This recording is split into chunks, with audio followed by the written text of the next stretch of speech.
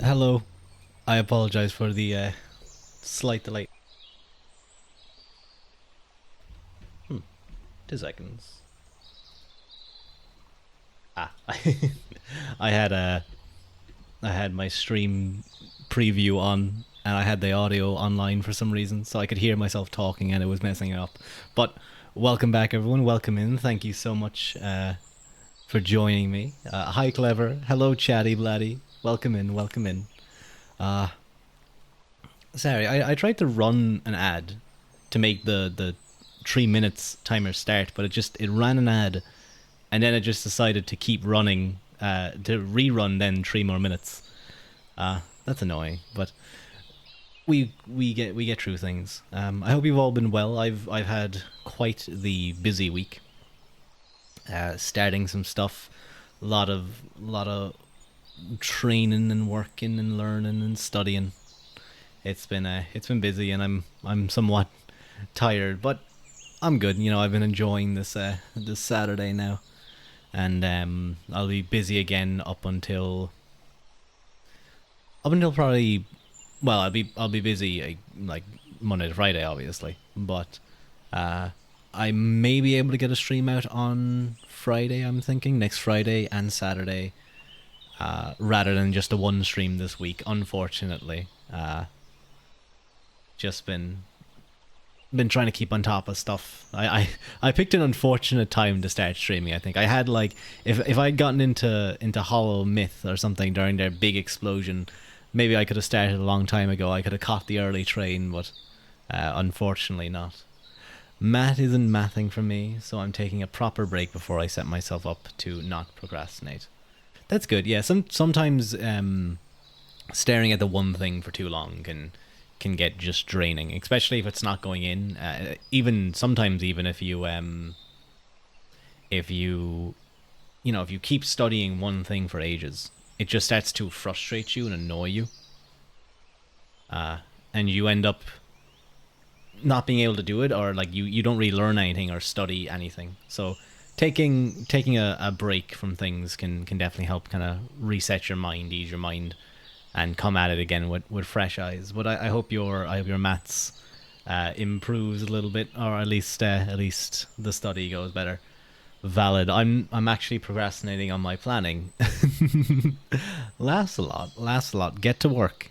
Get to work. Well, actually, no. You still have you say you teach, so I'm assuming you start work again on Monday. You start teaching, so you have another day. So I suppose as long as you got something done today and it's not too much work tomorrow, it's okay. But yeah, I hope we've all been well. I decided I'm going to do something nice and easy today. We're going to continue our book reading um, of Regine Pernod's Those Terrible Middle Ages. Now I've to get my schemes finished tonight. Got to do all my plans tomorrow. I don't know what a scheme is, uh, but good luck. It sounds like you're very busy, so you shouldn't be procrastinating. You have a lot of work to do. You're gonna go into your classes with like no plans. That would be fairly rough. Uh, what? In other news, actually, Ireland beat Scotland pretty convincingly, pretty handedly.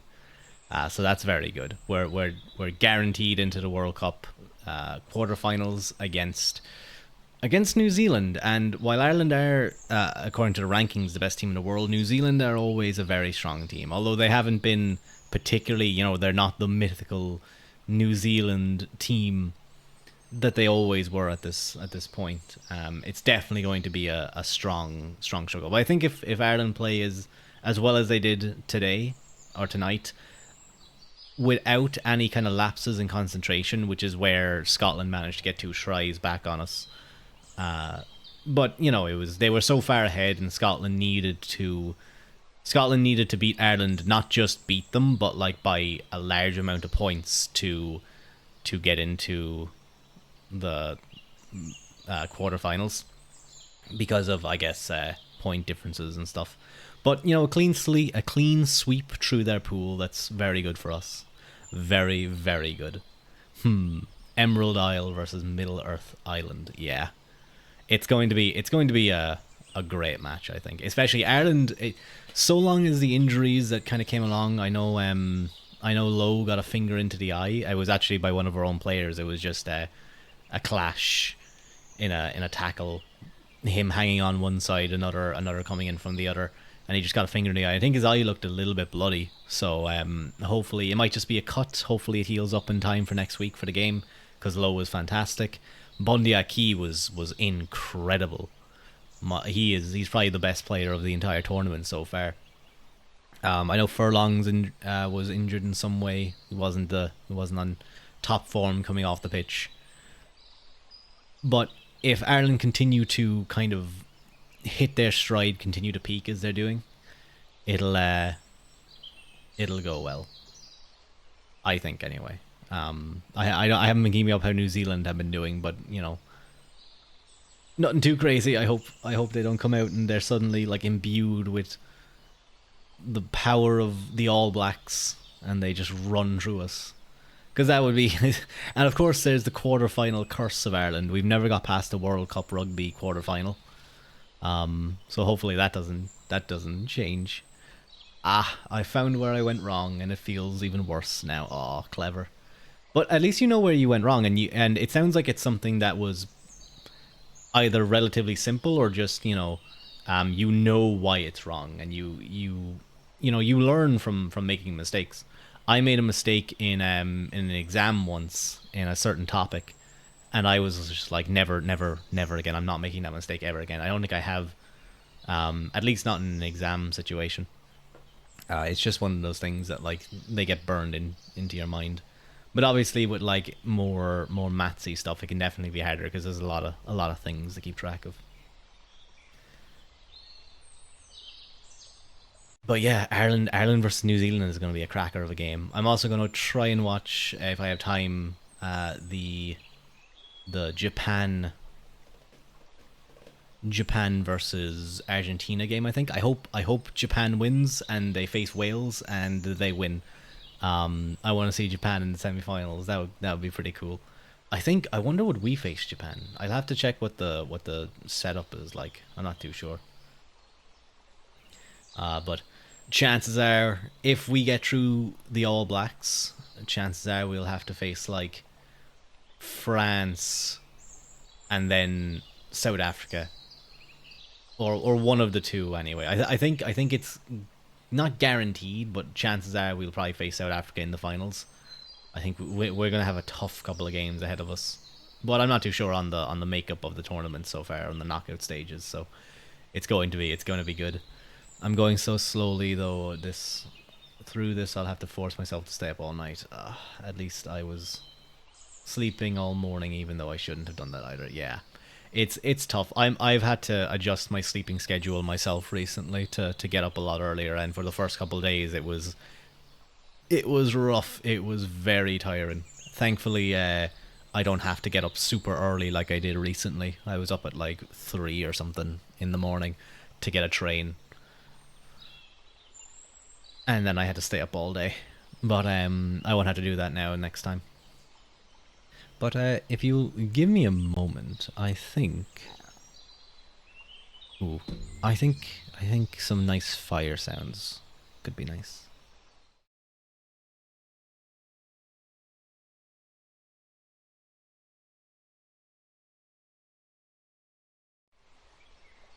There we go. Lovely. And the birds need to go to a small nap. They can still be around, but they're tired.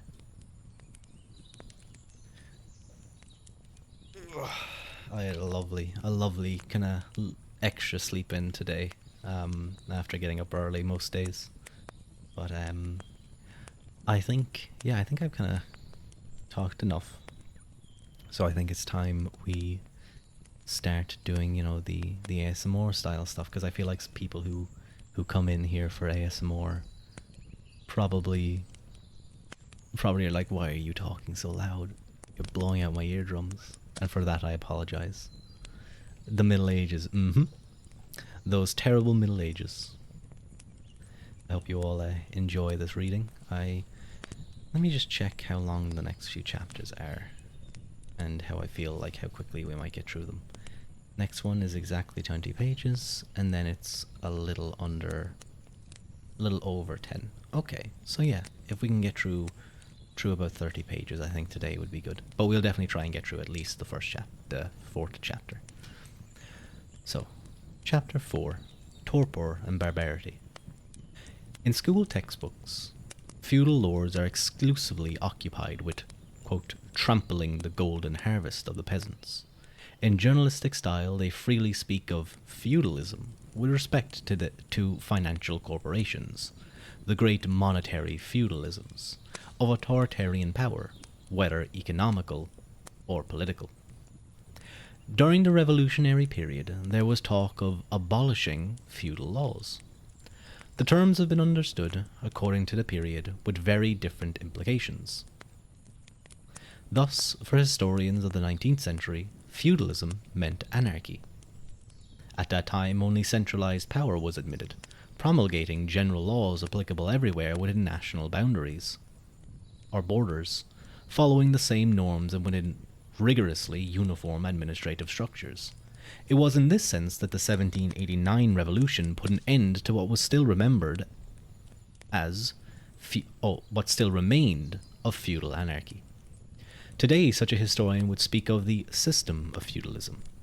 Now, if one refers to the most recent scholarly work, from Gashnoff to Lucien Febvre, and these are again about 1960s, I believe, nothing is more empirical than the feudal regime, with, besides all the arbitrariness that comes from chance, everyday experiences, usages, and customs. That said, nothing is less anarchical than the feudal society, which was, on the contrary, strongly hierarchical. So obviously the comparison here was with the strict absolutism of the kind of national, well, not absolutism, but like the strict hierarchy from the perspective of the national states, and probably of the absolutists as well, that saw the feudal period as a bit more anarchic.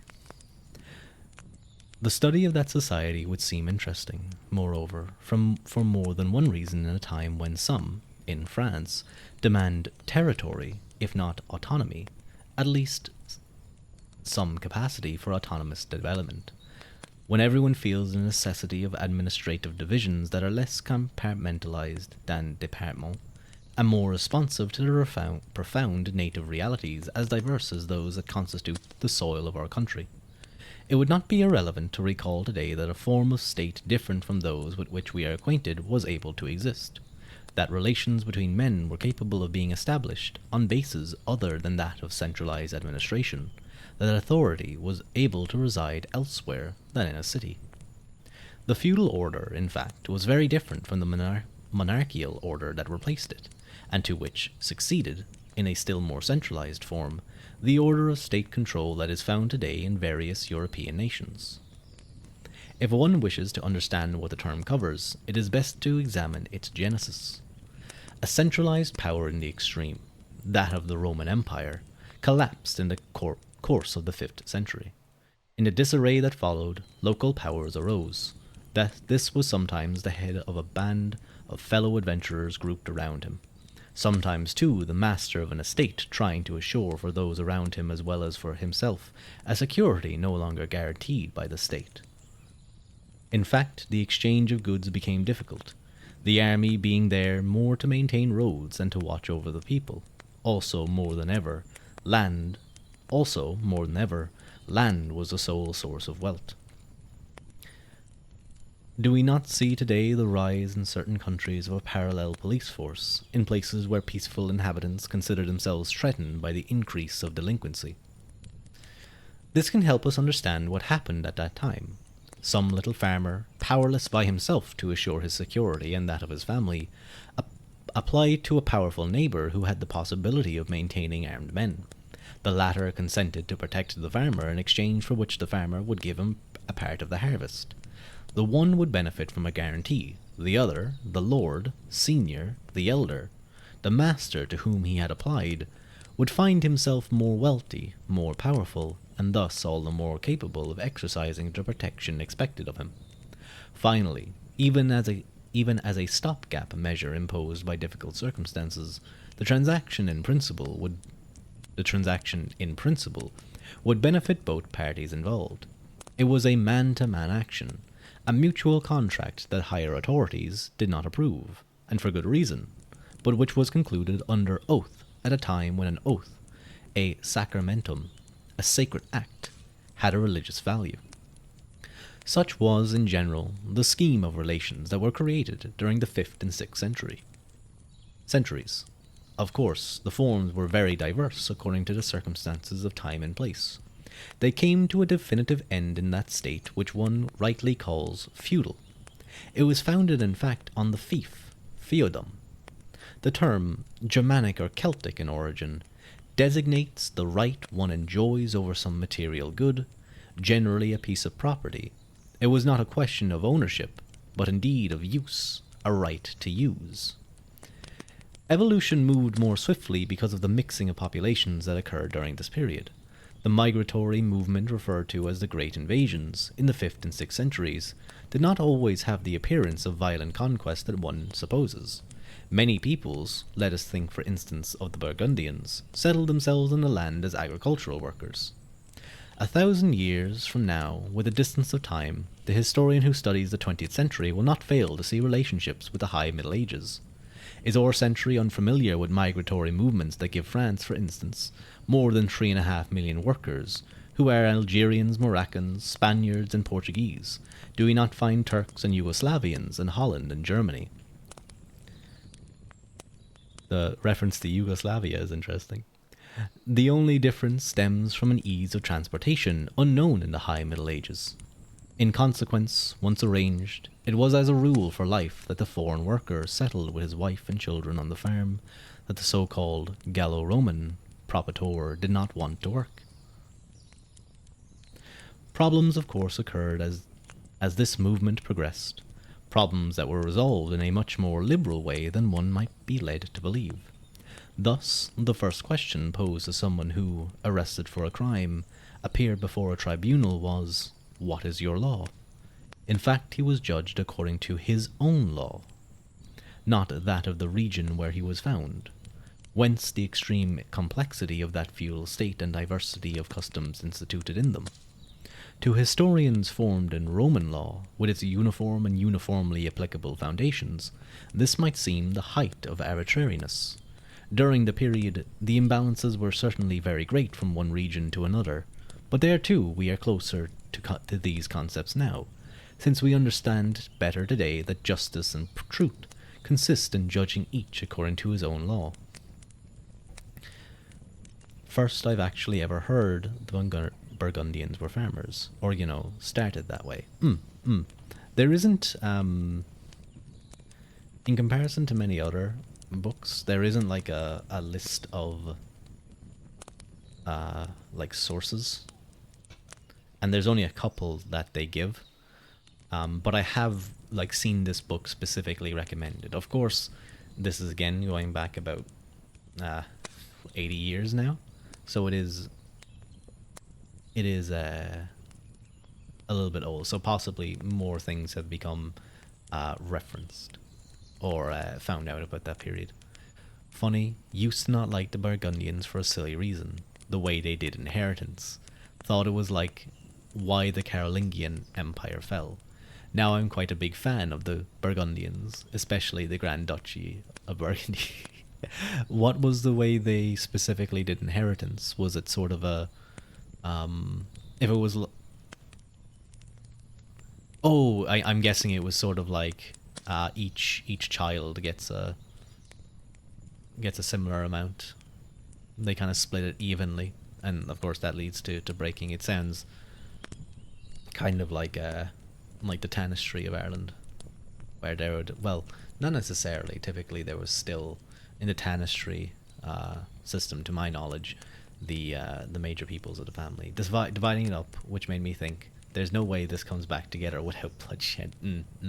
One of the most common things with Irish history in the old ages is often seen among uh, inheritance battles.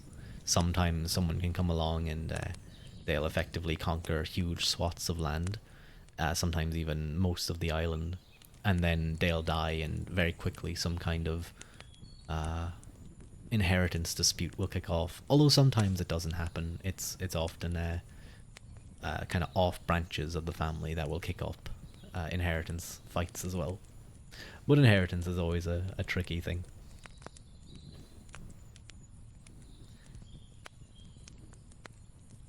However that might be, it was a different order from the imperial order that was instituted during those centuries considered the darkest of the Dark Ages, those from approximately the fall of the Roman Empire, 5th century, to the restoration of the Western Empire by Charlemagne 300 years later.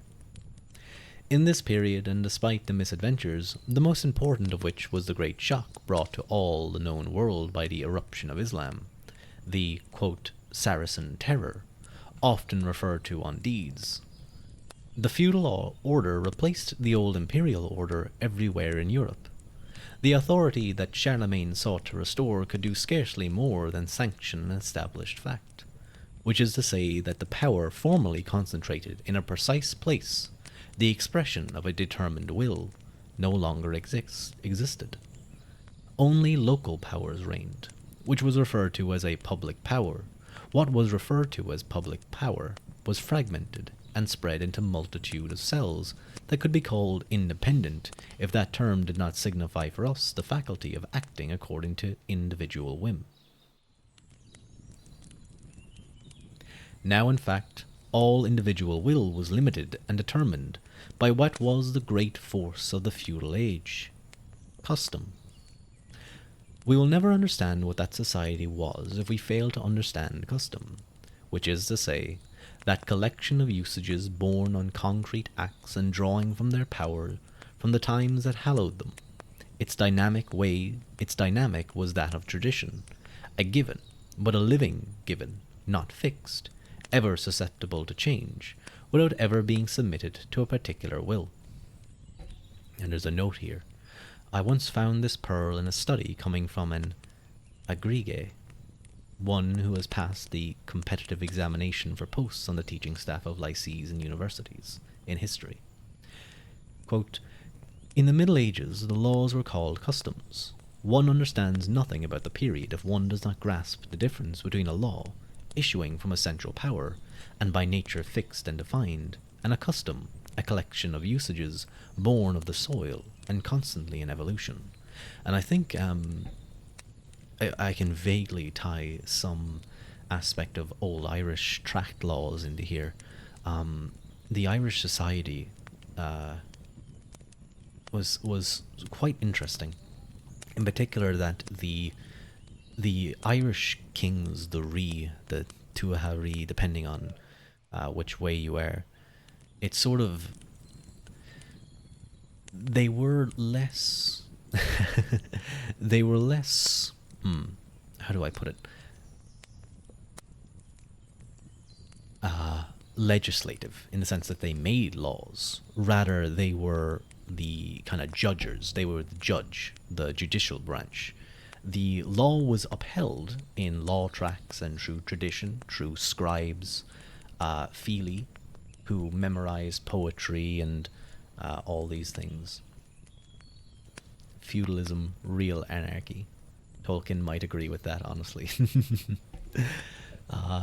But to my knowledge, I believe that there were three men or three roles that were essentially on equal footing in Irish society: that of the Rí, the king, the Feely, the poet, and I believe the priest, the priestly caste, was at that same height. And the king was not above the law either. Often Feely would be traveling between various tuatha. And I'm doing this off of memory, and I haven't read it in a while, so I might be somewhat off. But they would often hold court alongside the king and explain what the various laws of whatever the situations were. And then the king would judge. And what was interesting as well is there wasn't really much, to our knowledge anyway, like holding of prisoners. It was a lot. It was kind of, Norse like, where, like, if you killed someone and there was some kind of blood feud, there would be a payment. There was a lot of compensation. Many fines and various other things were meted out to injured part, or criminals, or to the injured parties. Then, of course, things were also still violent. Cattle raids and various other things were common. So I'll try and find where I specifically went into that. I have a book up there. I can't see. Wait, where did I have it? Oh yeah, medieval Ireland. I think it's like from the 5th century up to the no 5th century up to like the 13th. So I'll try and take a read of that. Excuse me a moment. I forgot to grab some water.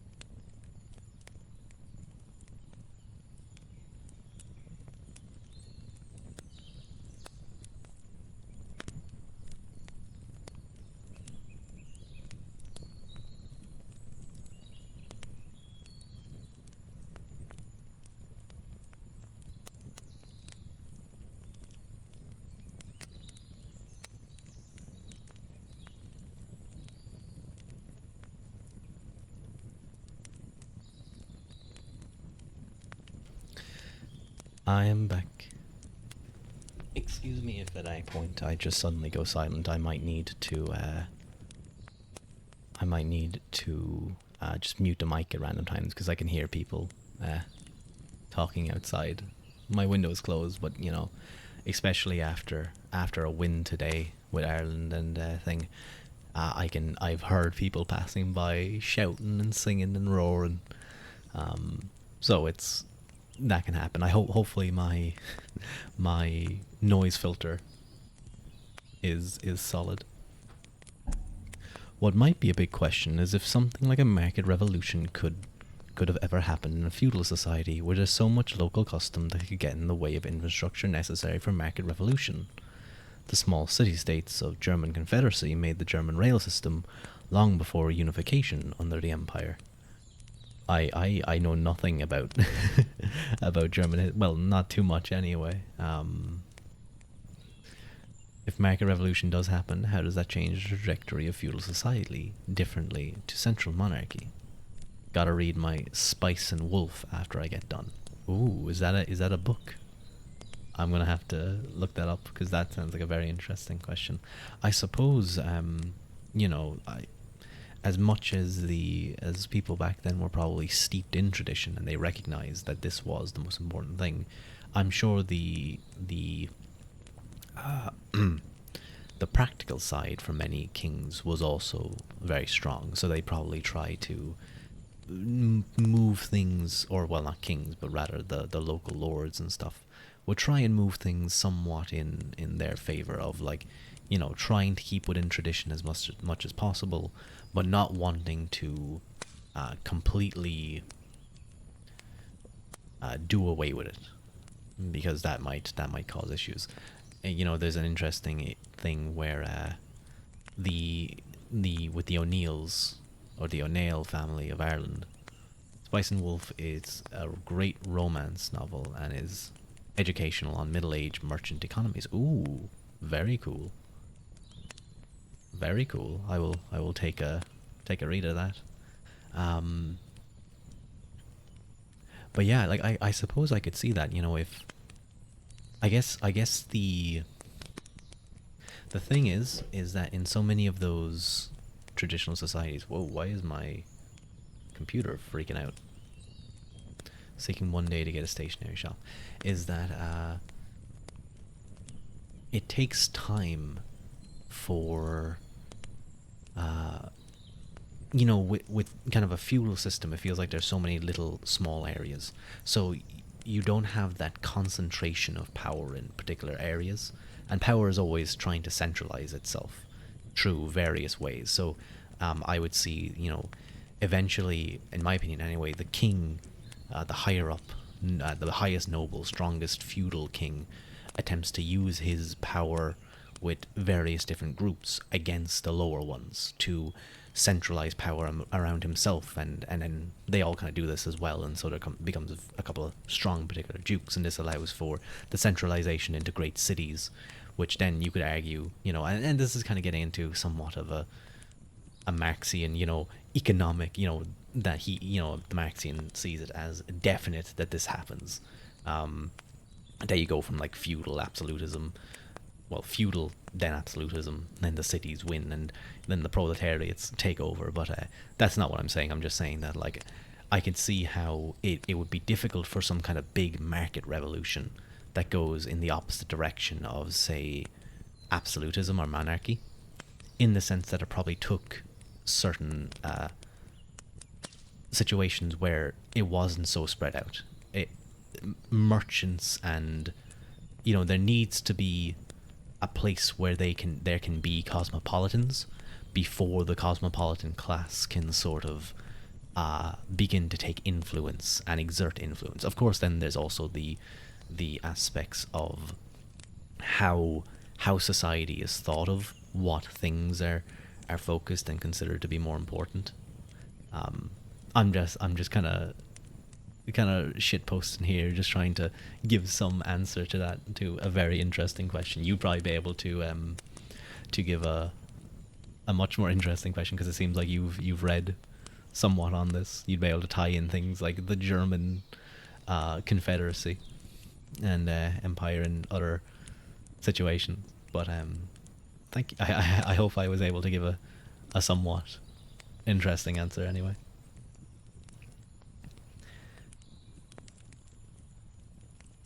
Okay, where did we... yes. The authority that Charlemagne sought to restore could do scarcely more than sanction an established fact. Oh, sorry. Now in fact all individual will was limited and determined by what was the great force of the feudal age, custom. The collection of usages born of concrete... Yes, okay, here we were.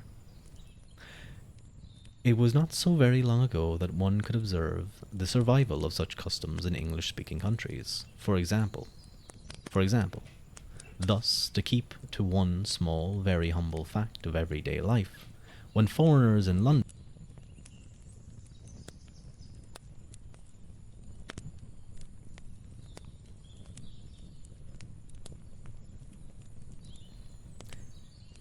sorry there, 2 seconds.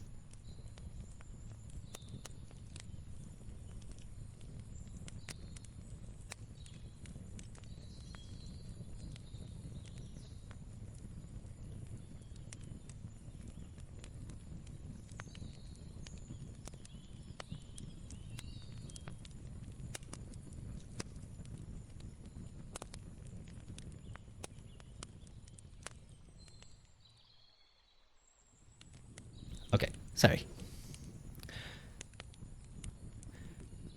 Thus, to keep to one small, very humble fact of everyday life, when foreigners in London, before the war, were surprised to see sidewalks covered with chalk drawings, a practice that has since spread nearly everywhere. And when they asked why, in streets with dense traffic, this practice was not forbidden, a simple decree from the Minister of the Interior or the Prefecture of Police would have sufficed here in France. They were told that this was not possible, since the first ones to vote themselves to this kind of popular art, or if you prefer, begging in disguise, were allowed to do it over a rather long period of time. It was no longer possible to retreat from that tolerance. This is what occasioned medieval custom. Usages were introduced under the pressure of circumstances. Some of them fell into disuse, others were immediately fought. Others in the end were accepted or merely tolerated by the group as a whole, and soon acquired the force of custom. It was thus that rents, for example, were very early fixed in very diverse ways according to domain. Now, once accepted on both sides and collected for a certain time, there could no longer be a question of abolishing them. It was necessary to wait for them to disappear of themselves. Custom, usage that was lived and tacitly approved, governed the life of the human group and constituted obstacles to individual caprices.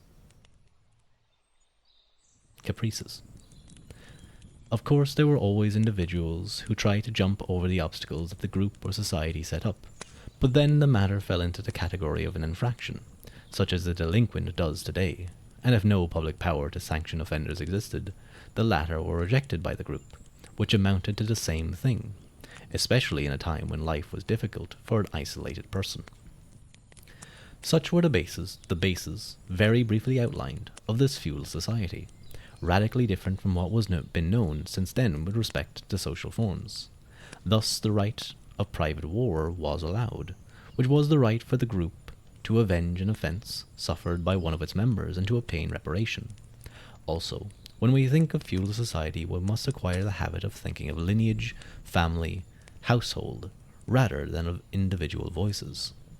Yet this same society rested on personal connections, of man to man. One committed himself to a particular lord. If some incident occurred, it was necessary to renew the agreement that had been made. In this way the history of feudal times unfolded, made up of games of alliances that were formed and then dissolved. Here it was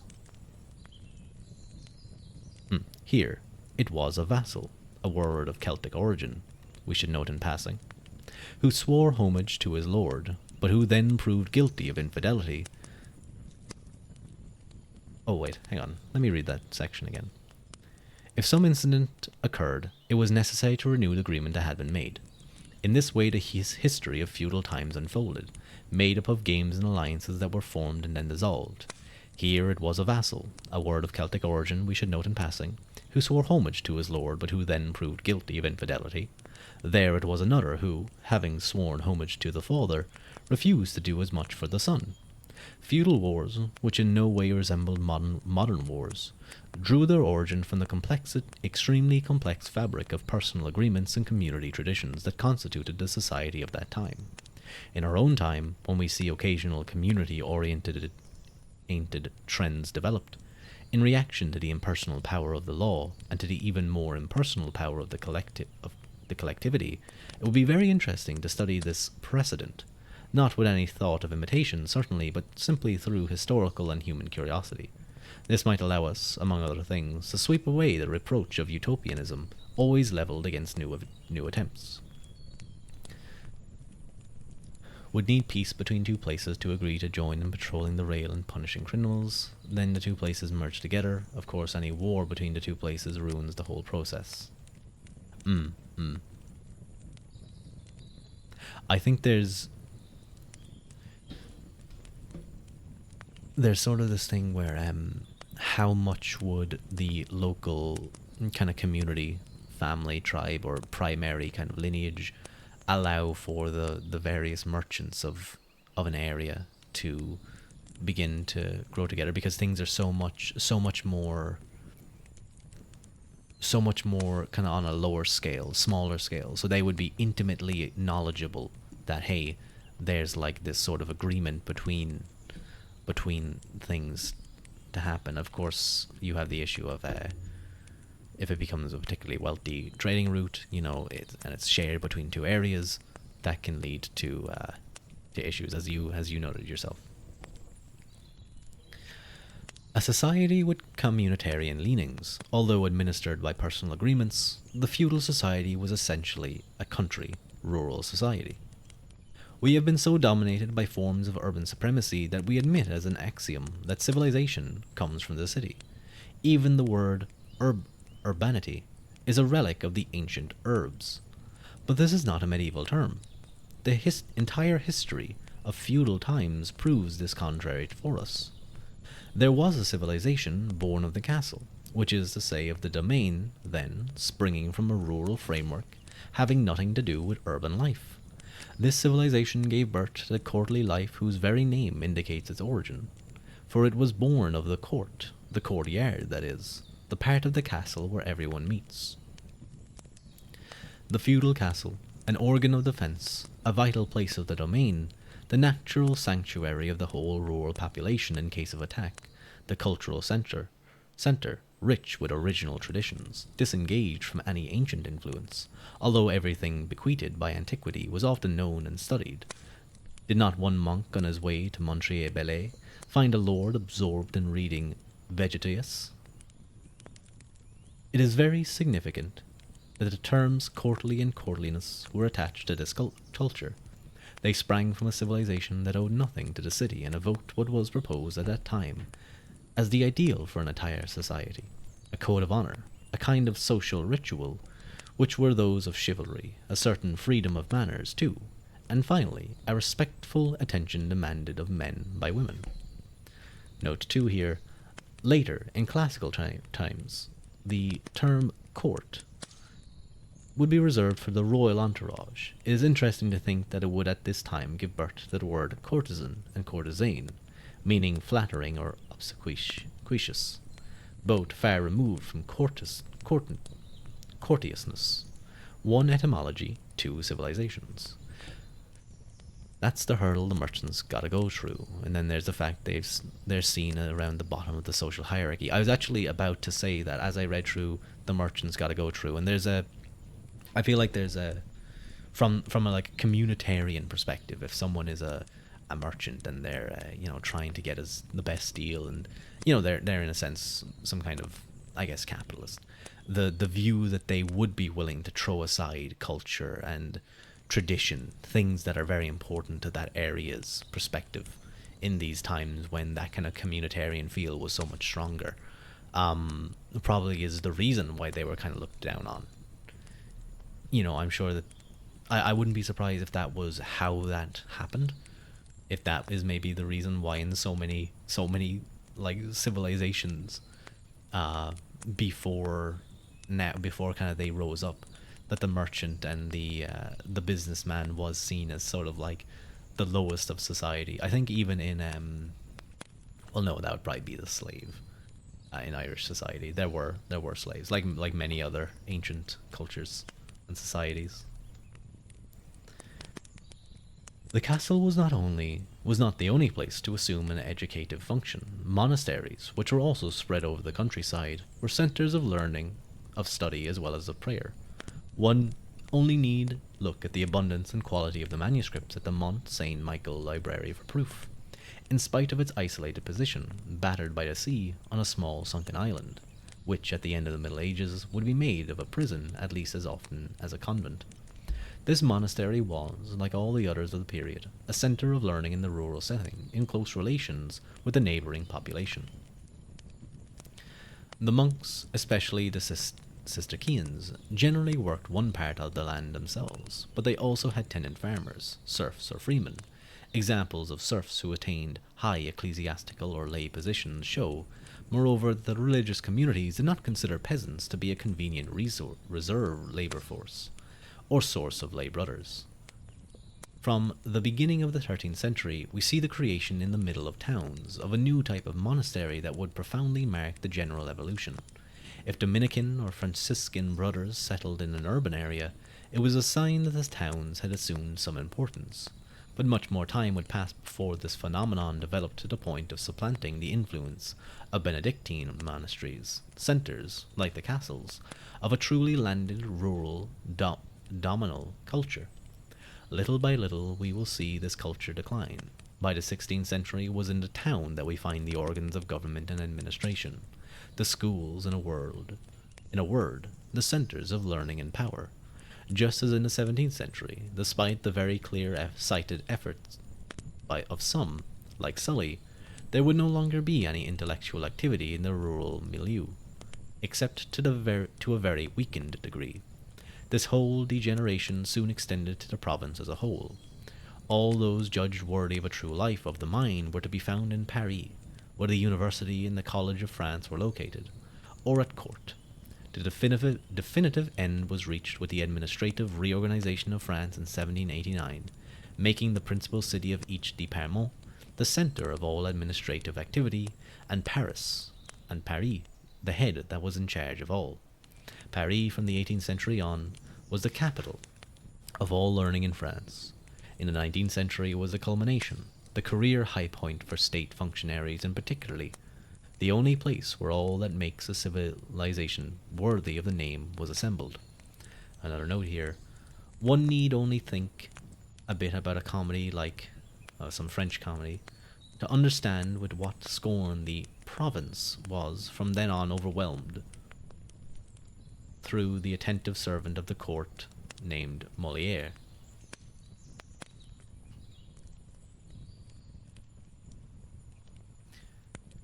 As oversimplified as this picture may be, it seems scarcely debatable.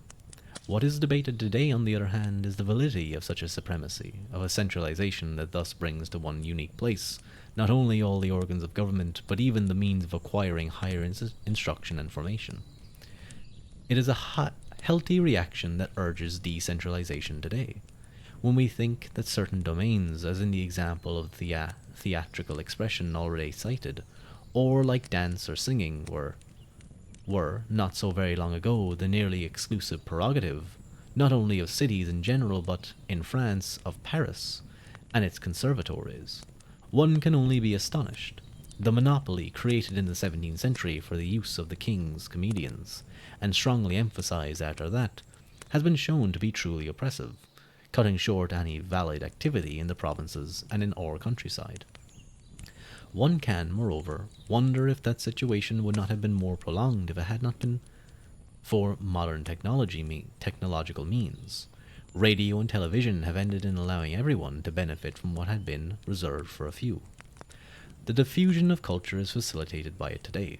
One can criticize the level to which the culture has dropped, but it remains true that the former monopolies have ceased to exist, and that, contrary to what one might believe, radio and television gave rise nearly everywhere to local activities.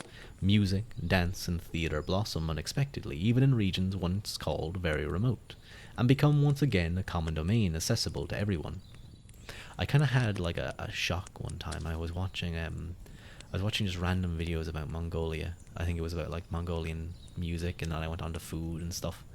And then I saw one video, I think it was about throat singing. I think it was showing like a young child throat singing, and then it showed them later as an adult or something. But I remember in the young recording, there was Avatar: The Last Airbender on in the background of a TV, and I was like half shocked. I was like, whoa, what the hell?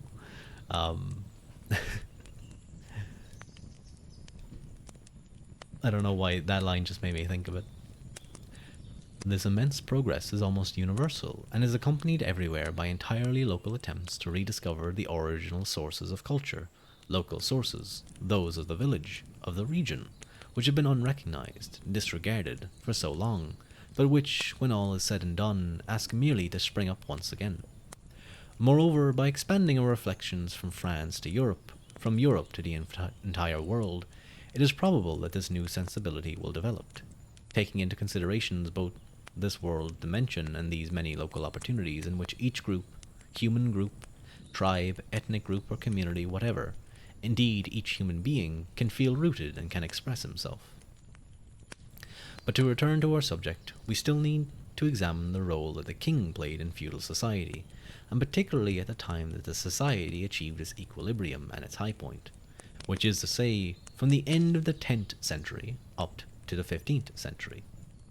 The expression about kings, who in 1,000 years made France, seldom used today, created an illusion about an important point: the confusion between medieval royalty and classical monarchy. It does not matter whether there was or was not hereditary continuity. If we consider royalty with respect to its political, military, and administrative role, how can we see in Louis the XIV the successor of Saint Louis?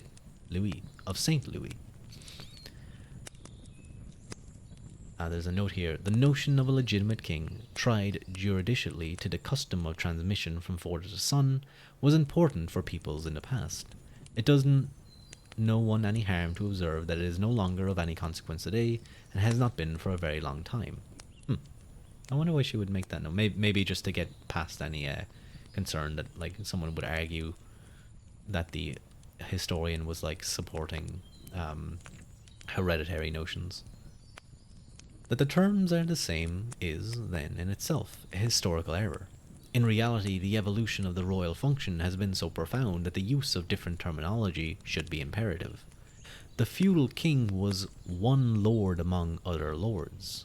Like the others, he administered a personal fief, in which he rendered justice, defended those who populated his domain, and collected rent in kind or in money. Beyond this domain there was the king, the one who had been marked by holy oil.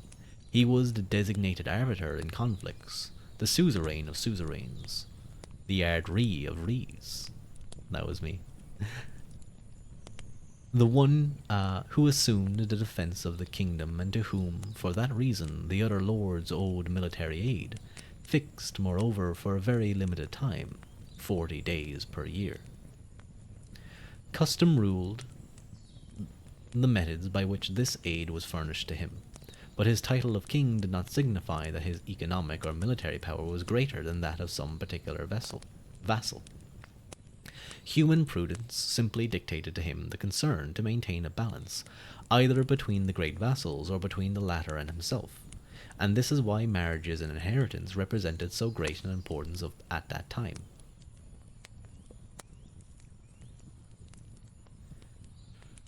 Let me take a soft little drink.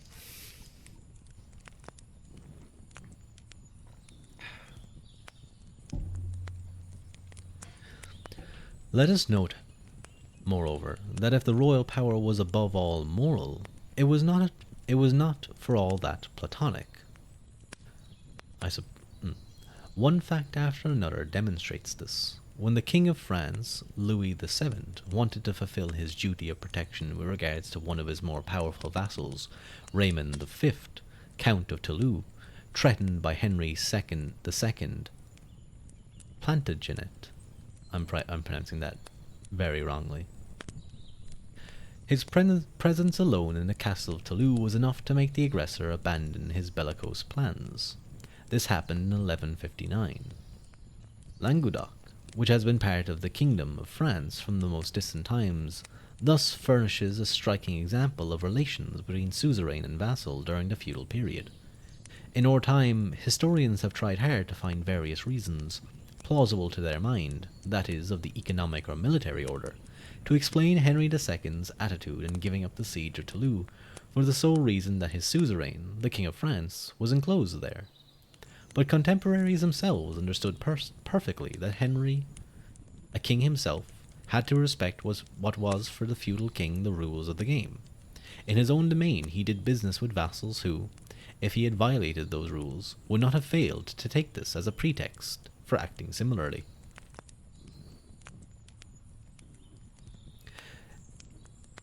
This Henry, vassal of the King of France, for his continental fiefs, in practical terms the western part of the country, from Normandy to Gascogne, was also, after 1154, King of England. You know, it's funny when you read certain words often, in books, but you kind of just figure out a way to say it without ever actually hearing it said. when you're doing something like this and then reading books, it makes you realize, oh God, I probably don't know how to pronounce this at all. I'm probably pronouncing it so wrong to the actual way. I remember I used to do that with epitome. I used to say epitome, and I think that's one that probably many people did. I think it's a common enough one. Whatever his authority might have been, the feudal king possessed none of the attributes recognized as those of a sovereign power. He could neither decree general laws nor collect taxes on the whole of his kingdom, nor levy an army. But the evolution about to begin, notably in the 15th century, ended precisely in conferring these powers on him. It was the direct consequences of the renaissance of Roman law, to which it would be impossible to impute too much importance. It was southern jurists, all powerful in the court of Philip the Fair, who were the first to formulate the principles that would make the suzerain a sovereign. I'm guessing we're seeing this in the way it developed in France, specifically. Quote, "The King of France is emperor in his kingdom. His will has the force of law." Such principles at the time they were proclaimed were purely utopian, but nothing is more common in world history than to see utopias become realities. In this case, some 200 years were necessary. The evolution would probably have been less rapid if circumstances had not accelerated its progress. The wars and great public disasters, famines, epidemics, and so on, that marked the 14th century and the first half of the 15th century were determining factors. Charles VII would be the first king to arrange, at the end of his reign, for an army and for permanent taxes. His son, Louis XI, inaugurated the positioning of a truly centralized administration that would have fulfilled the wishes of Philip the Fair.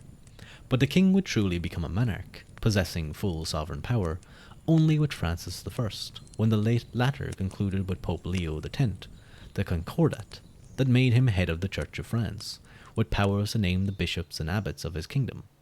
The Church was to be profoundly and fundamentally transformed by this. The monarch, the one who governed alone, Monus, possessed full powers, not only over the administration, army, and finances, but even over consciences. From then on, the term monarch, not king, was appropriate. The power, particularly in France, was absolute, centralized. Certain inconsistencies, nevertheless, limited his power. Thus the old institutions, those precisely from feudal times, had to be reshaped. For failing to have undertaken this, certain sectors, for example that of the finances or the army, would constantly find themselves in an unstable position in the French monarchy. And this kind of sounds like this idea of, I remember, there's often this idea of the high and the middle kind of coming together to oppress the lower. But if you think about it, the high's best way to expand its power is through weakening the power of the middle, its closest relations, and taking over that relevant area.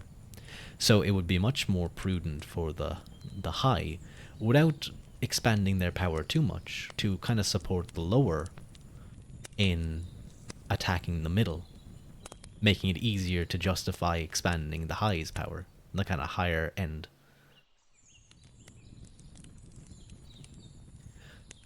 The resources of the monarchy would remain more or less confused with its patrimonial resources, those of the former royal domain. Nothing less than a revolution would be required for the state really to arrange a system of public finances worthy of that name.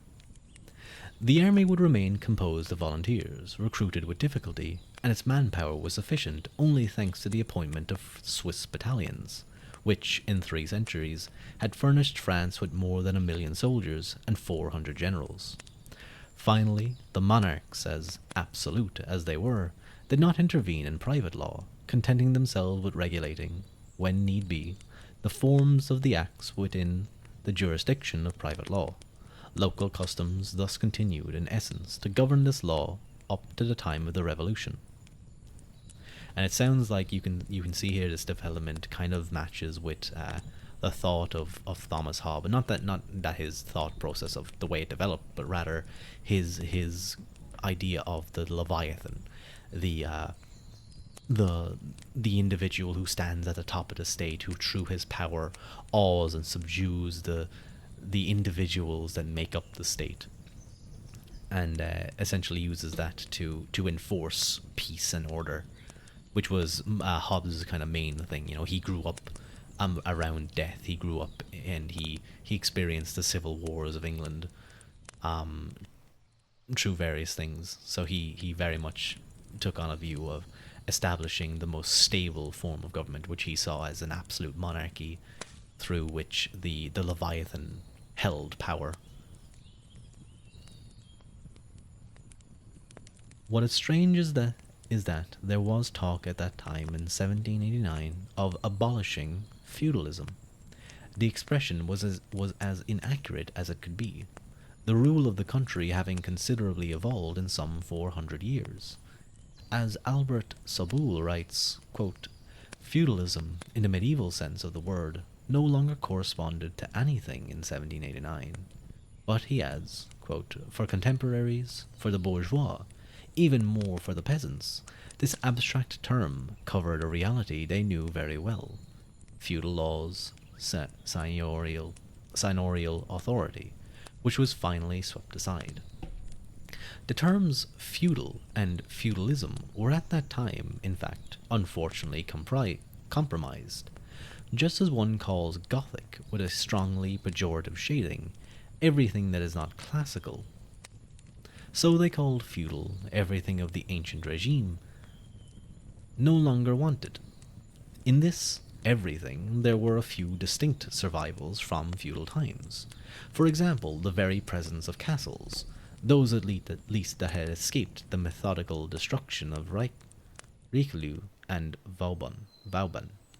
Simple neglect most of the time. Or honorary privileges, like that of presenting the Blessed Bread to the parish church for certain feasts. Or again, more rarely, some remnants of seigneurial justice, with regards to which legends never fail to circulate, that nearly always sprang from wordplay, like the all too famous jus primae noctis, and so on, which is the idea that the kings would have the right to first night, or however it's said, the jus primae noctis, the right to sleep with a married woman first before the man. The ambiguity of certain terms sometimes quite wrongly evoked the Middle Ages. For example, that royal forced labour instituted in 1720. Hang on, let me reread that. The ambiguity of certain terms sometimes quite wrongly evoked the Middle Ages. For example, that royal forced labour instituted in 1720, which weighed heavily on the peasant class, but which had nothing to do with the old seigneurial forced labour, which had nearly everywhere been replaced or fallen into disuse.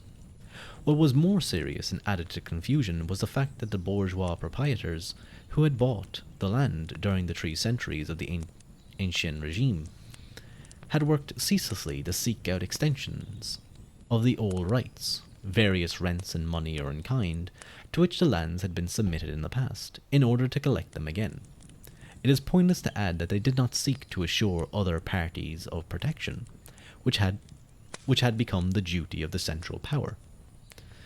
In the 18th century, a mastership corporation grouped together those who were called feudalists, researchers connected with this task, which examined the old cartularies and set up censires and terriers. And there's a note here, registers from which these ancient rights were picked up. It is always surprising to note the great number of these censires, taken from cens, which were the taxes owing on the land, dating from the 12th and 13th century in public and private archives. If there were ever an exploitation of the peasant, of the man of the earth, it was indeed during this period. The search for ancient rights called feudal re-established the taxes that had fallen into disuse when the land was purchased, either because the old lords had stopped collecting from them for so long a time that custom confirmed their abandonment. That was what happened, for example, during the Crusades, from which many did not return, or again when they were redeemed or subscribed by the peasants. And subscribed is replaced by a periodic tax, generally an annual one. Now, the search for ancient rights by the bourgeois who had become owners of formerly seigneurial domains was instituted under such conditions, with the support of the parliaments, that it was up to the peasants to supply proof of this redemption, which was for the most part impossible, since the agreements were more often verbal than written during the feudal period. Finally, the rights thus restored were added together, although they had often been made only to succeed each other in actual fact.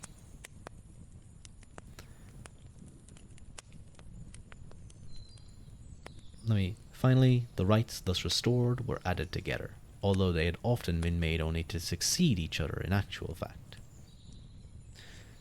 I think there I'm just a little confused by what that line means. It might mean that the rights to certain payments, and thus, opinion would, or the contract between the feudal and the peasant would have changed, and that those certain rights reflected this.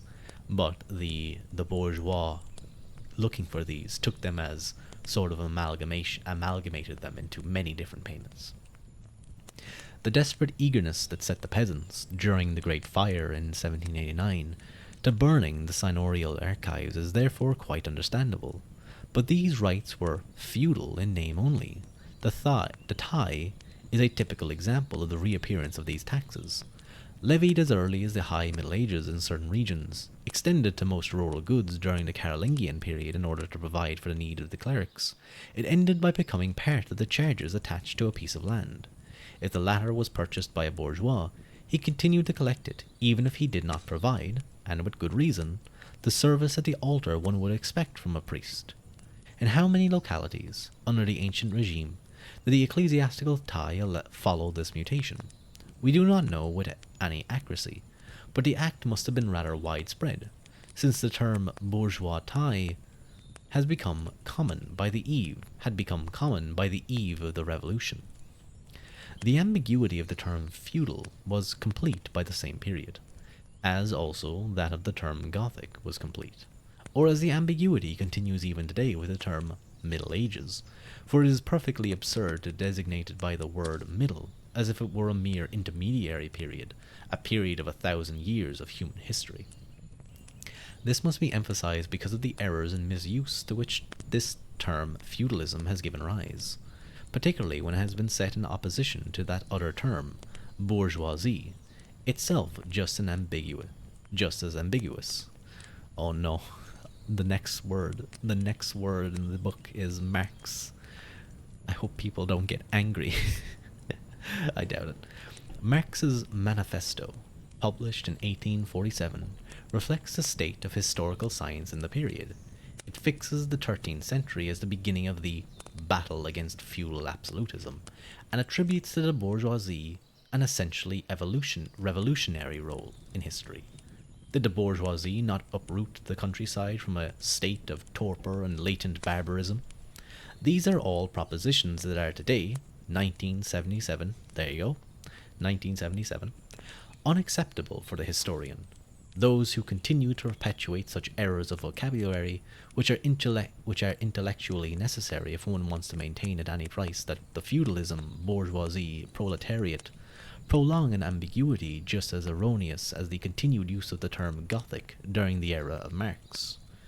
And there's a note here, a long one. Let us cite, among many others, the Soviet historian who saw in Peter Abelard a champion of the independence of cities, as opposed to Saint Bernard, who was supposedly a defender of feudalism. It would take a clever man to find in Abelard's writings the least allusion to any preoccupation whatever with regard to the independence of cities, or on the other hand, in those of Saint Bernard, the slightest concern with feudalism. Both came in a similar way from the minor rural nobility, which was of very little importance to them, since from their youth they had both surrendered their rights. They had in common what constituted their sole interest throughout their entire existence, the heavenly city, the kingdom of God, however different the paths they might have chosen to approach it. Moreover, it is enough to recall here the famous controversies with respect to Mendel and Lysenko, to note that science, and history as a science, cannot adapt itself to pre-established systems. I believe Lysenkoism or Lysenkoism is was a kind of alternative theory to evolution that was proposed primarily in the Soviet Union. And essentially, what it is, how it differs, is that it argues that a population evolves, and that to evolve for that population is to develop a specific thing that makes it better in surviving in that environment. So if you take a person living in Russia, okay, and they live in Russia and they continue to live in Russia, their descendants will develop some kind of better cold immunity. Say they live in Siberia or something, like the worst part. Their descendants will then develop a further immunity to cold, or kind of resistance to cold, and then they'll develop a further resistance and a further resistance, and eventually you get the like minute little differences, and then you get like that certain people are more comfortable in cold areas rather than hot or whatever. And obviously this is different. The distinction here is different from evolution, which argues that through random chance, the ones that are better suited to the environment will pass on their genes. So something happens. So it's not like the genes know to, oh, we're in a place that's lacking of heat, or is very cold, I should say. Sorry. So we have to evolve in such a way to make us cold, to make us better at surviving in the cold. Rather, it's through random mutation. Of course, you could, you can go further in and be like, well, is there any intention in certain things? Is there like intentionality there? But at least they have I don't know, they have the intention to evolve some random aspect of themselves. And it's only through a chance that, hey, this one is better suited to survive in this area, do they continue. And then the whole process plays over again until you get distinct populations of areas. I hope I explained that decently enough, but that's basically what I believe anyway. I'm sure there's more to it, but I think it's pretty much discredited at this point, Lysenkoism. In other words, the Marxist historians who speak of feudalism destroyed by the French Revolution make one think of those ecclesiastics who see in the Second Vatican Council the end of the Constantinian period, as if nothing had happened in more than 1600 years between Constantine and Vatican II, as if the beginning of the 16th century, particularly, had not led to that radical change in the state of the Church that was, without any play on the words, the establishment of the Church of State. Odds are with tech like CRISPR, Lysenkoism could see a comeback. CRISPR? I don't know what CRISPR is. Sorry. I wouldn't know what the thing. Do you mean like make a comeback and there could be some kind of like support for the idea, or is it like you could just see it like this view becoming more common among people, just like it's like, oh, this thing it kind of seems similar to this thing, gene editing technology. Oh, sorry, yes, yeah. I think that, yeah, CRISPR. I think I may have heard of that before a while back, but I guess if no longer being random but tailoring to its environment. But like that still wouldn't be a case of Lysenkoism, because that would involve an outside individual changing it in some way, directing the movement, rather than the gene itself being tailoring its own genes. So, but I do see what you mean by, like, the idea of Lysenkoism could then become more common if that is how, like, if the humans move into that way, then we would probably be like, yeah, this is what we would see as Lysenkoism, rather than like normal evolution. So yeah, that's a very good point, actually. They'd probably call it something else before we get weird stuff. Yeah, I think start messing with like genes. You change one gene, it's like this person will now be 6'8", strapped of muscles. Um, but then like who knows what the other consequences of that could be, like the cat girl. You know what? After seeing Cats, oh well, I never saw it, but I saw the trailer for it. I'm not too sure if I want real life cat girls. Um, I think it will be very interesting. If we if like you can now tailor make an Olympian, okay, and then like we can really see how far we can push the human body. Just what is the limit? How fast can a human run? How smart can it be? How high can it jump? Um, like already at the top level of sports, um, and in team sports as well. The specific positions are so streamlined into having certain body types, certain looks, certain style. Yeah, space marines. We're gonna make some space marines. Actually, I want space marine children, except maybe without all the horrific parts of it. Oh no. Oh no, like wolf boy space marines. I'm sure there's like a wolf space marine like group, but like actual wolves. Or cat girl sisters of battle. I'm very close to the end of this. Yeah, okay. If one wants to stick to historical facts and not justify a priori ideas, it is indeed necessary to recognize that the birth and expansion of the bourgeoisie coincide exactly in time with the great expansion of the feudal system. So, birth and expansion of the bourgeoisie coincide exactly in time with the great expansion of the feudal system. It was in the first years of the 11th century.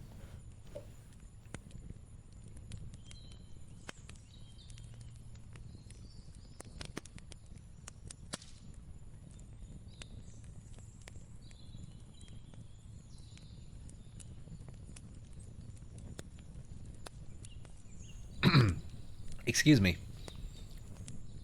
I thought it was kind of funny. When I muted the mic, it doesn't mute like the stuff going into Viada, whatever it is, the thing that makes my thing move.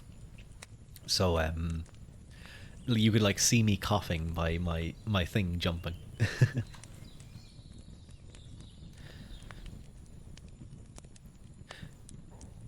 It was in the first years of the 11th century that the word bourgeois itself appeared in texts, and it was during the actual feudal period, 11th, 12th, 13th century, that the creation of new towns, the establishment of rural districts, the compilation by towns of their statuses, statutes, and so on took place. If there were class wars, they were produced precisely within and in the very heart of that bourgeoisie of the towns, where a certain number of tradesmen, more ambitious and clever than the others, occasionally overturned the restrictions against monopolies and anything that led to excessive profits. These internal battles, moreover, ended in more cases in costing the towns their autonomy, and did so at the very moment, between the very end of the 13th and end of the 15th century, when the quasi-autonomy of the seigneurial domain was also weakening. In France, the great victor was the king. He became a monarch at the beginning of the 16th century, at the time when, almost everywhere in the West, nations were being constituted in which the state, the public power, regained the importance it had in Roman antiquity. In assuming power at the time of the Revolution, the bourgeoisie destroyed not feudalism, but the ancient regime that it had largely contributed to creating, but which kept it out of political power. Of course, by setting one schema against another in this way, we must calculate what irreverence, almost sacrilege, there is in taking such liberties with dogma. Perhaps the historian of future ages will be surprised to see this status of the dogma accorded indiscriminately by most of the intellectuals of our time to everything coming from German philosophy, Marx, Nietzsche, Freud, and so many others. That last line about specifically German philosophers sounds very French, doesn't it? It sounds like the French is like, fuck you, German philosophers. Nevertheless, to confine ourselves to our subject, we cannot do less than note the inconsistency of Marxist historians who claim to base themselves on history, but deny to the latter the right to have made any progress in the course of some 150 years. After all, we are no longer in the era of Galileo. That's very interesting she says this, because I'm sure things will begin. And of course this is 77, who knows what all of the various ideas on history is. I'm sure all the things have developed in many ways. What time is it? It's 5 to 1. This isn't a particularly long chapter. It's only about 10 pages or so. So I might just continue and just go straight through here. And if not, if I have to pause halfway, then so be it. Chapter 5 of Frogs and Men. Slavery is probably the one thing about civilization that most profoundly marks ancient societies. Now it is curious, when one glances through history textbooks, to note the discretion with which this is brought up, whether it is a question of the disappearance of slavery at the very beginning of the High Middle Ages, or of its abrupt reappearance at the beginning of the 16th century. One witnesses a rare restraint on this subject. If one amuses oneself, as I have, by going through school textbooks for high school classes, one observes that none of them point out the progressive disappearance of slavery from the 4th century on. They mention medieval serfdom in very severe terms, but pass over in silence the rather paradoxical return of slavery in the 16th century. For a simple mind, there is something surprising about that. It seems difficult to deny that ancient society considered slavery to be natural and a necessity, if in the course of the later years of this society, which moreover correspond with the rise of Christianity. Seneca pointed out that a slave is a man, a wholly personal reflection emanating from a very noble mind, and who was an exceptional being for his time, and, 2, only through suicide escaped. Hang on, let me read that again. If in the course of the later years of this society, which moreover corresponded with the rise of Christianity, Seneca pointed out that a slave is a man, a wholly personal reflection emanating from a very noble mind, who was an exceptional being for his time, and 2, only through suicide escaped his condemnation to death by the imperial power, the fact remains that slavery nonetheless lived on until the period called the High Middle Ages. The historians of ancient Rome saw no more evil in it than did the Romans themselves, and as long as exclusive and indiscriminate admiration for classical antiquity lasted, which is to say from the 16th century up to our own time, no one could be found to denounce this enormous flaw in a society so commended as an example. Even Bossuet himself set himself the task of demonstrating that slavery was according to the natural law. I don't know who Bossuet is, but he sounds like a wild character. On the other hand, these same historians were indignant about medieval serfdom, so characteristic of those dark centuries where ignorance and tyranny reigned. Even today, moreover, a certain number of academics, in the obvious concern to simplify the question, translate the word servus by slave in the text of the 12th century. In doing so, they are in formal contradiction to the history of law and customs of the time they are dealing with, but they gain in moral comfort. Some use more subtle ways, such as the one who, in speaking of the slavery practiced in the Muslim world, declared that the other residents of the Mediterranean during the Carolingian period must also have bought and sold slaves. Is this must acceptable on the level of historical rigor? All the less acceptable, since there is some evidence, extremely rare it is true, still extant of sales of purchases of slaves in the Muslim Near East, of which some traces are found, for example, in Marseille notary records in the middle of the 13th century.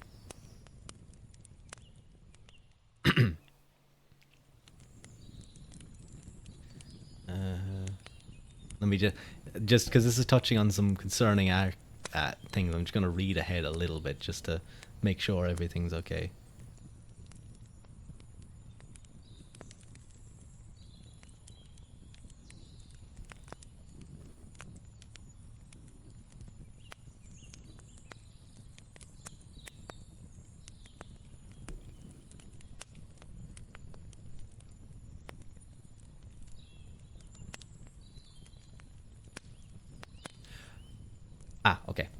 Incontestable proof, these are these notaries of sale in Marseille, that the southern tradesmen who had connections with barbarian lands did not fail to participate in commerce expressly forbidden by the church and condemned by the customs of the time.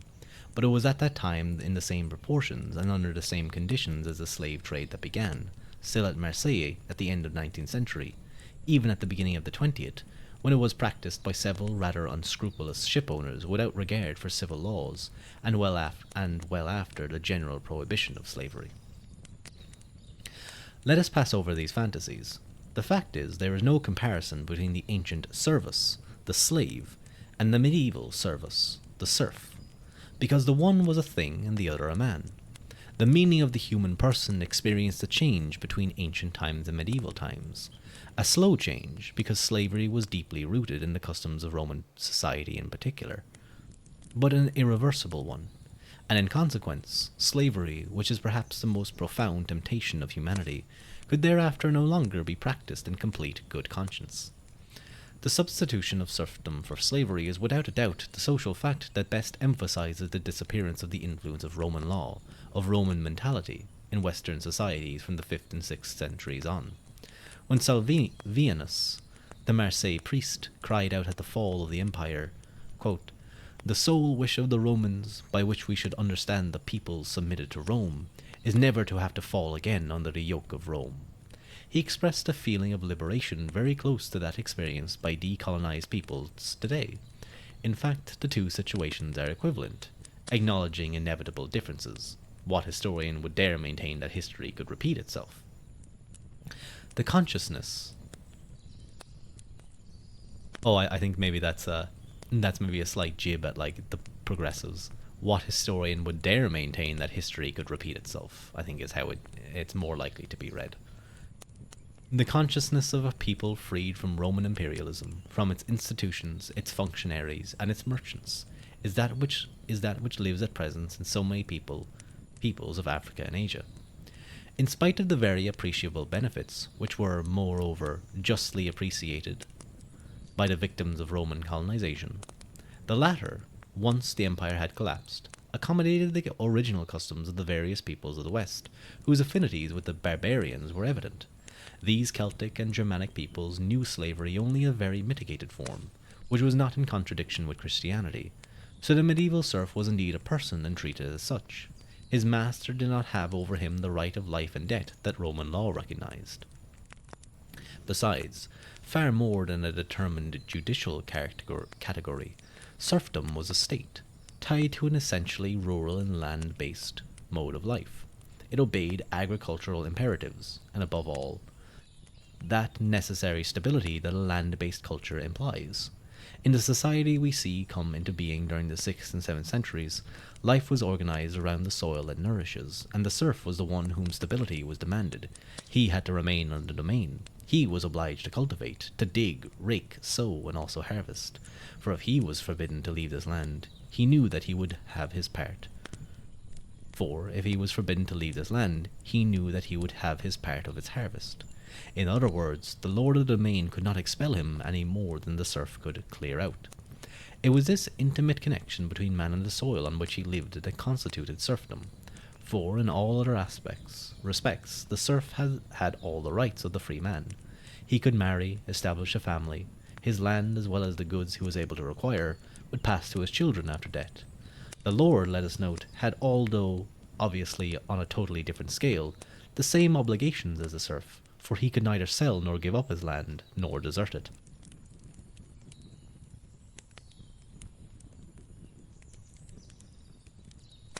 The situation of the serf, as we see, was radically different and in no way comparable to that of the slave, who did not have the right to marry or establish a family or to avail himself in any way of the dignity of the human person.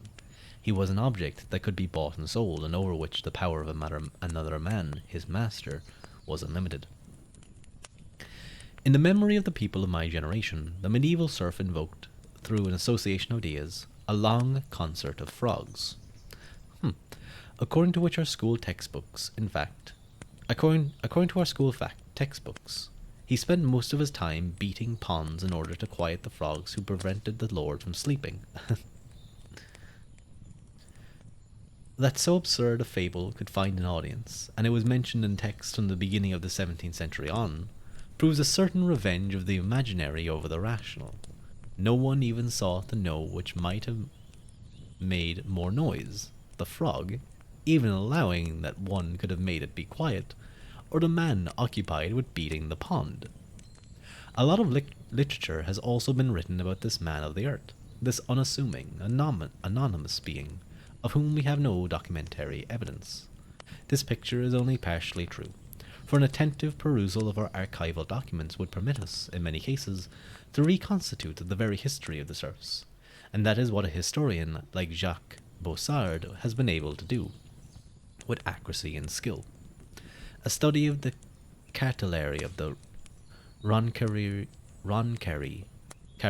Abbey allowed him to reconstruct the history of a serf, Constant Leroux, a man very much our own, from the countless lines of Legrand, Leforts, and Leroux of all kinds, whose life and activity, as humble as they were, emerged from the study of apparently very insignificant acts. Those testimonies, lists, contracts, deeds of donations, exchanges, and so on, whose potential riches are far from having been exhausted. This Constant Leroux, serf of the Lord of Chanteceaux in Anjou, lived in the last years of the 11th century. He was a relentless worker, endowed as well with an instinctive cunning that allowed him to miss no occasion to increase his plot of land. The religious of the monastery of Roncarré entrusted him with the custody of a storeroom near the church of Saint Héroux, and some vines in the locality of Dautre. Then it was the Countess of Anjou who made him a gift of another storeroom near the ramparts of Angers. The nuns of Roncarré, who had inherited a house, a bakery, and some vines, located quite close to Constant's storeroom, around the Chan's gate, found it practical to put him in charge of the whole thing as a life income. A little later they increased the portion by adding to it the land of Espau, including meadows and pasture land. Soon Constant, who was married, grew weary of his state as a worker for a half share of the produce.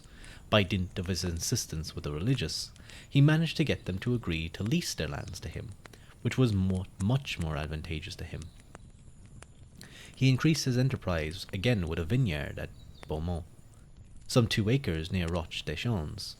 Then, not having any children, he got the nuns to agree that his lands might devolve upon his nephew Gautier, while his niece Yassou would marry the cellarer of the abbey, Ruadh.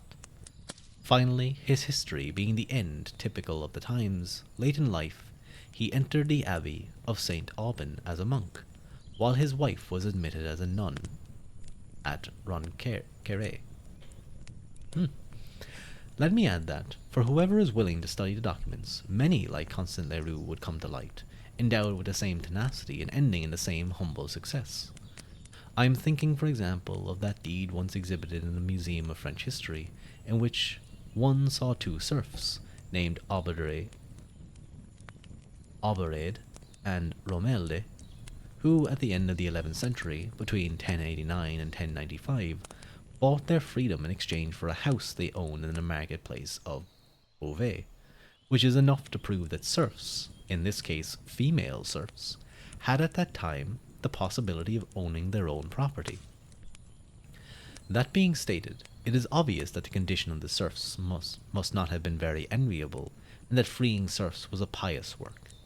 The most ancient catellaries contain multiple acts of emancipation, concerning sometimes 100, 200, 500 serfs, sometimes, too, only a single family, indeed, a single man.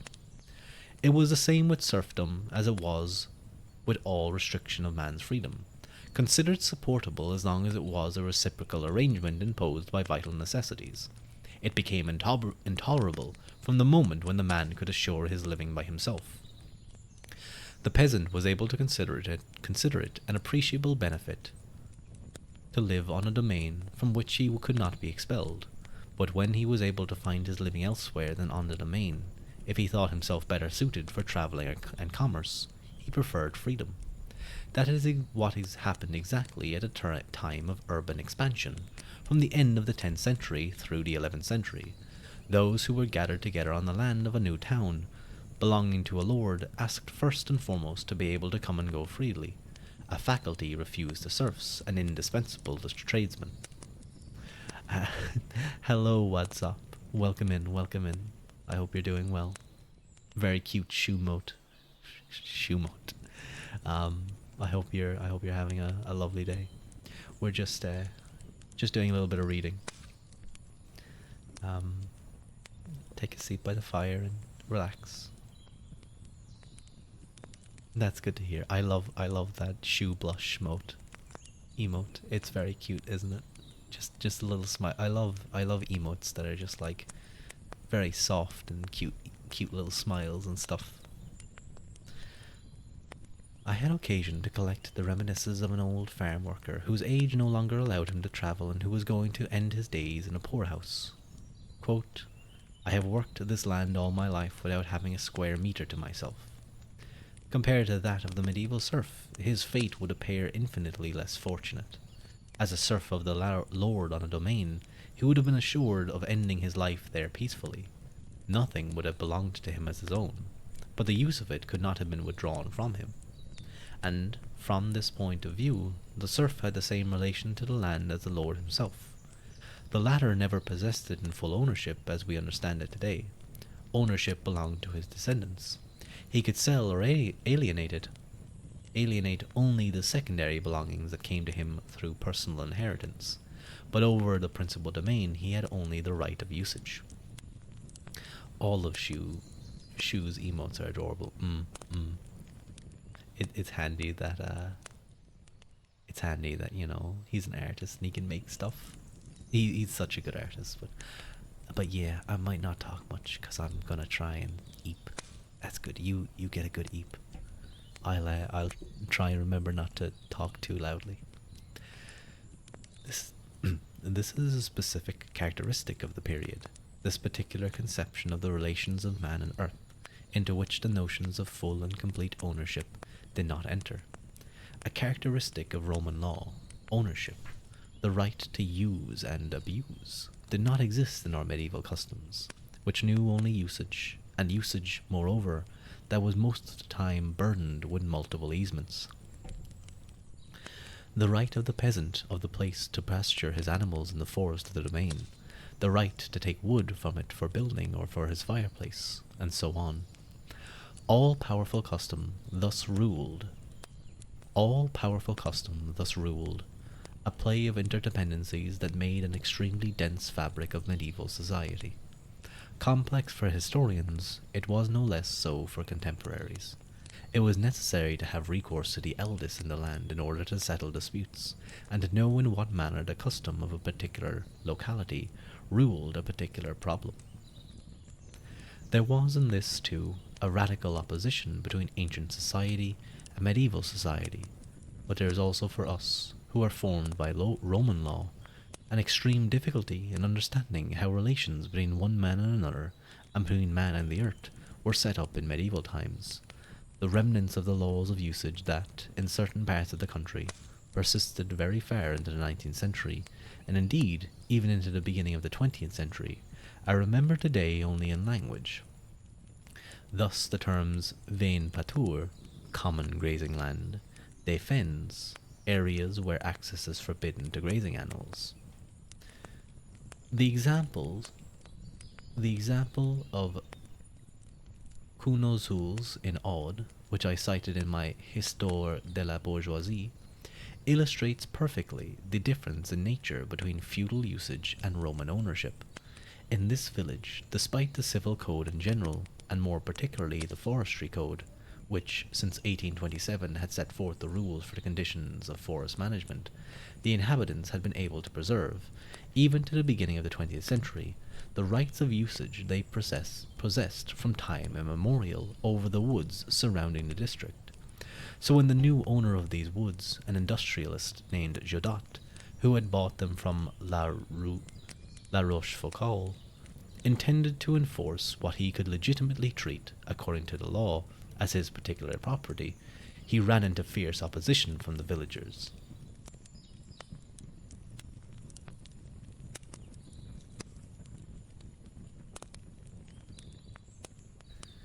Even today, one can say that the inhabitants of Consoluz are living in the medieval ages, this time without misusing the term.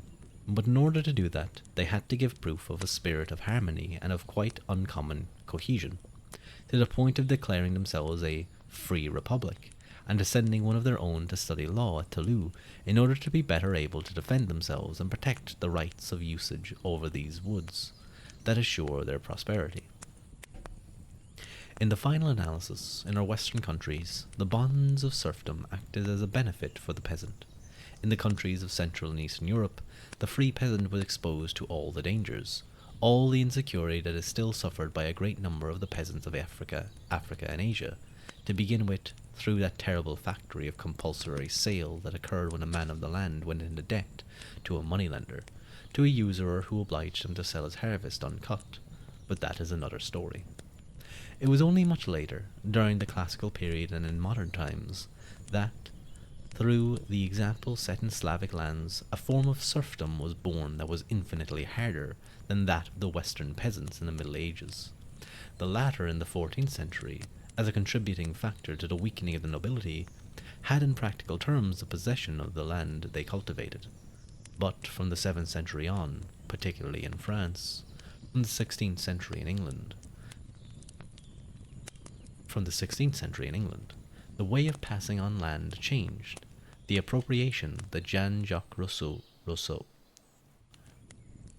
why can I not pronounce, I pronounce his name so many times, Jean-Jacques Rousseau observed came, not as he thought, from property originally held in common that had been fenced, although in England, for example, the struggle crystallized precisely around fences, but from the fact that arable land was, from the ancient regime on, the object of sale and purchase, which it was not, except in an extremely restrained measure, during feudal times.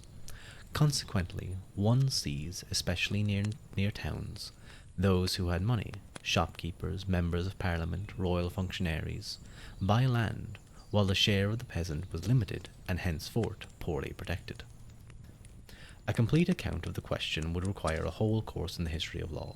Without elaborating more about it, and in order to return to serfdom, let me point out, among other disadvantages, that in a very hierarchical society like that of the Middle Ages, the condition of the serf implied an inferior position, somewhat comparable to that of someone of mixed race, up until a period close to our own. For a free man, particularly if he was noble, to marry a serf was to demean himself. In a time when the social group was considered to have rights over the individual, and vice versa, such a misalliance was the cause of tensions. Consequently, one sought hard to free oneself from serfdom, for example, through some amount of money. The Church, herself a source of social mobility, greatly encouraged the emancipation of serfs. Let us recall the very striking example of Sugar, the son of serfs, who had nonetheless been the fellow student of the future King Louis VII at the Abbey of Saint Denis. On their school benches was born a friendship that must have ceased only with their lives, and we know that, once he himself had become the abbot of Saint Denis, Sugar governed the kingdom during the crusade of Louis the Seventh. Sorry, I should have said future King Louis VI at the Abbey of Saint Denis. And then Sugar governed the kingdom during the crusade of Louis VII, who, on his return, proclaimed him father of the country. Whatever might have been the advantages and drawbacks, there was a great distance between the medieval serfdom and the renaissance of slavery that was abruptly produced in the 16th century in the colonies of America. Now that was a matter of real slavery, of persons considered and treated as things, sold and shipped as cargo of ordinary merchandise. I apologize to anyone who is listening to this asleep. This is quite heavy topic. It was this very return that determined by colonial expansion that characterized the classical period, and, as in antiquity, the humanism esteemed during that period does not seem to have brought any attention to that portion of humanity that was enslaved. Yet it seems unquestionable that the renewed influence of antiquity played a part in justifying this unjustifiable commerce. When in the first half of the 16th century, controversies set the Dominicans, like Bartolome de las Casas or Victoria, against the lawyers of Salamanca, these latter these latter took as their authority the example of the Pax Romana to combat the arguments of the religious that denounced before the kings of Spain the iniquity of the wars of conquest and the pro-slavery politics. Their efforts were not going to stop the people of Europe from subjugating those of America, Africa, and then in parts of Asia in order to reap economic and political profits from them. With time, the importance of a state would come to be measured by its colonial power, and that at the price of wars that would be more and more difficult, thanks to the methodological organization of African slave trade, which brought massive cargoes of slave to the new continent, for example, for the cultivation of sugarcane in the Antilles. It was the famous triangular commerce. The negotiators, primarily English but also French, Spanish, and Portuguese, coming to buy slaves on the coast of Africa, in order to resell them to the planters of Antilles, Guyana, and so forth. We should also mention here the wholesale genocides that would be produced, particularly in the 19th century, beginning with the methodological annihilation of the Indians of North America, or Native Americans, as they're called now. If at the end of our 20th century the apartheid of South Africa seemed an inadmissible anarchism, it would certainly not be without interest to recall that in some countries like Australia and New Zealand, the question of apartheid is no longer even posed.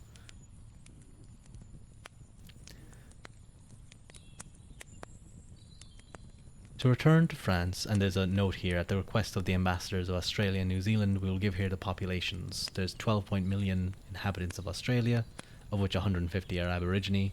New Zealand had 2.5, of which 168 are Aborigine. We will leave the reader to the task of evaluating the statistics, and I wonder how much they've changed since then. That would be something to look up. To return to France in the classical period, it will suffice to recall Colbert and the Sun King at Versailles, ruling in all good conscience on questions concerning the conditions of slaves in the Antilles, and creating or encouraging the commercial companies through which their traffic was carried out. The result was the wealth of cities like Bordeaux, Nantes, La Rochelle. To be just, one must add that only France worked out a kind of code tending towards the protection of black slaves, a very Platonic disposition, moreover, when one knows that whites were charged with overseeing its application. This state of things, as we know, lasted in reality up until the first true start of liberation, the 1848 Revolution, that of 1793 having been only temporarily abolished slavery, in written text without any practical effect. We know that, in English-speaking countries, slavery was to persist up to the War of Succession, and later still in Brazil. So that was quite a heavy topic to end the book reading on, but we're coming up near the 2-hour mark, and I think it would be good to end it there. So I hope you all enjoyed the topic. Of course, reading about history, sometimes you get into quite difficult things that are, I don't mind reading about them at all personally, but I know that on Twitch some people come to relax and chill out, and hearing about these things might be difficult, but we roll. And I suppose if you're well aware that we're reading history and stuff, you should be aware that these things can pop up. But with that aside, I hope you've all enjoyed listening to me read, whether you're using it for procrastination, for ASMR, to sleep, to have on in the background while you do work, whatever it is. I hope you enjoyed, and cute Void emote.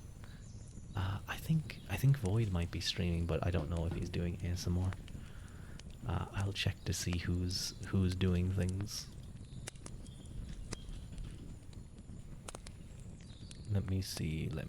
No, Void is doing Elden Ring. Is anyone doing ASMR? I can't see any of my friends that aren't doing ASMR. Oh no.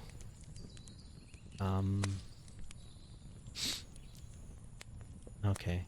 And there's no one. I need to go watch something anyway. I missed some of the stream because I was gone in search of a book for Monday, but very enjoyable stream while I was here. Thank you for joining. Laughs a lot. I hope you enjoyed what parts you could. What's up? Thank you for joining us as well, and of course, thank you, Clever, for joining. Always attentive here. Excuse me, my voice. I need a round check.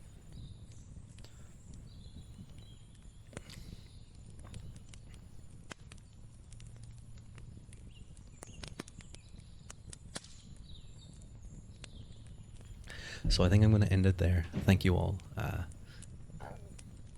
suppose I'll see you all again when I do. I probably Friday. I think Friday next week will probably be the best time. I might try and stream on a very old laptop, which means the quality will be very bad. I don't know how well that will go, but I will try and do my best. Slán go fóill go raibh míle maithagais. Bye bye.